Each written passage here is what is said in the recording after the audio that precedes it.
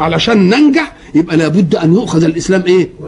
كله كلمه واحده. لا، ما ياخدوش من الاسلام الا واطيعوا واولي الامر. اطيعوا اولي الامر. طب ما تشوف اطيعوا الله الاول واطيعوا الرسول. اشمعنى دي؟ يعني اشمعنى دي اللي باينه قوي عندك؟ اشمعنى دي اللي باينه عندك؟ ليه؟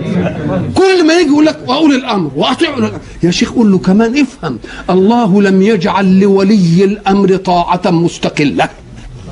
قال اطيعوا الله واطيعوا الرسول، ولم يقل واطيعوا اولي الامر، بل قال واولي الامر من دون ان يكرر الطاعه، ليدل على ان طاعه ولي الامر من باطن طاعه الله وطاعته. لا نريد تلفيقا. خذوا الاسلام كله ايه؟ هاتوها من قصرها وخذوا الاسلام كده كله ايه؟